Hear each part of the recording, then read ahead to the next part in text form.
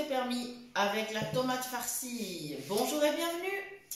Alors, pour cette recette, je vous donne quand même quelques explications.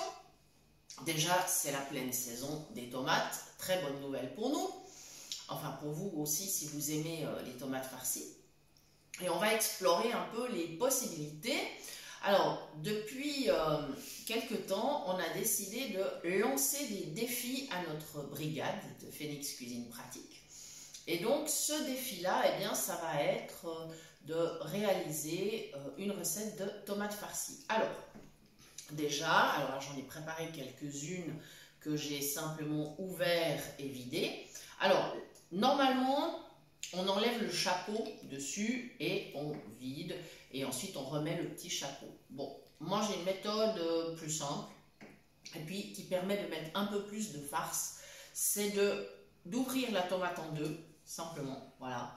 Et je vais vider les deux parties, bien sûr. Et comme ça, il n'y aura pas de petit chapeau. En fait, il n'y aura que des demi-tomates, mais qui seront bien remplies avec la farce. Alors, pour vider, moi, je tourne un peu en rond avec le petit couteau. Je fais tourner la tomate dans ma main, ce qui va me permettre d'enlever la partie centrale. On peut le faire avec une cuillère aussi.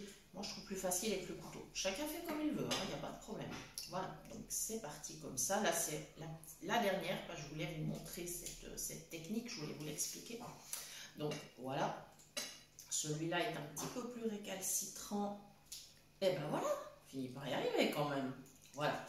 Et ça y est, là, je vais pouvoir mettre cette demi-tomate dans le plat. Et je termine avec l'autre. Alors, la tomate farcie, eh bien, elle permet de plein de variantes. La classique, celle que je fais aujourd'hui, c'est avec une farce à la viande. Donc, j'ai fait revenir, on peut faire revenir de l'oignon, ce qu'on veut. Moi, j'ai fait de l'échalote aujourd'hui. Ensuite, de la viande hachée, on fait revenir, on met du sel, du poivre, et ensuite, on assaisonne selon ses goûts. Alors, on peut mettre un petit peu de vin ou pas, ça c'est vraiment comme on veut. Plutôt, pour ceux qui n'aiment pas l'alcool, le vin dans la cuisine, eh bien du bouillon, il n'y a pas de souci à le faire.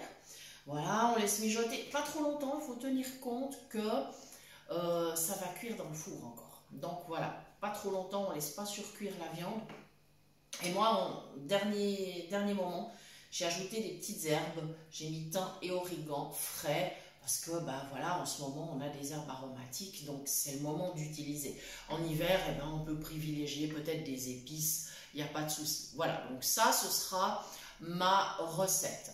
Maintenant, avec la tomate farcie, on fait exactement ce qu'on veut. Comme on l'a dit dans l'énoncé du titre, tout est permis.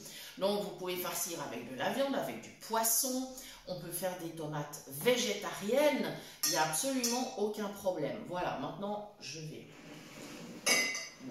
pousser un petit peu cette assiette. Je vais amener le saladier un petit peu plus près. Alors, j'ai mis ma préparation de viande dans un saladier pour que ça refroidisse un peu plus vite. Il n'y a aucune raison qu'on se brûle les doigts. Voilà. Voilà donc viande, poisson, recette végétarienne. Vous pouvez même faire un petit soufflé en fait dans votre tomate. Vous pouvez préparer un appareil à souffler et vous le mettez dans votre tomate et ça fera des mini soufflés. C'est très très bon. Voilà, donc ça c'est possible. Mais aussi, vous pouvez farcir avec du riz, du couscous, des lentilles, enfin ce qui vous fait plaisir. On peut aussi évidemment préparer des tomates farcies en version froide, puisque l'été, ça fait un plat principal ou une entrée finalement super sympa. Et là, je suis en train de remplir mes tomates avec une cuillère. Hein. J'utilise la cuillère. Voilà. Alors, en version froide, la recette la plus connue, c'est la tomate au thon, évidemment. Mais là, encore une fois, on fait ce qu'on veut.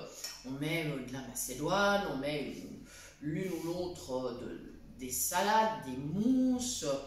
Voilà, ce qu'on a envie. Donc, c'est pas compliqué. C'est toujours bien apprécié. Voilà, il faut quand même travailler avec des tomates relativement mûres, parce que sinon, c'est dommage, il faut que ça ait du goût. Voilà. Et là, bon, moi ce que je vais faire après, c'est que le reste de la viande, je vais aussi le répartir dans le plat. Voilà, et puis ma foi, on en aura peut-être pour 2 repas, même certainement, mais ce n'est pas grave. Voilà. Et puis, on peut servir avec, en accompagnement, bah, encore une fois, hein, ce que vous voulez, pâtes, riz, couscous, blé, ou simplement comme ça. Voilà, et moi, sur le final, là, avant de mettre dans le four, je vais mettre quelques petites lichettes de fromage, parce qu'on est gourmand et qu'on aime ça. C'est pas obligé du tout, hein, encore une fois, voilà.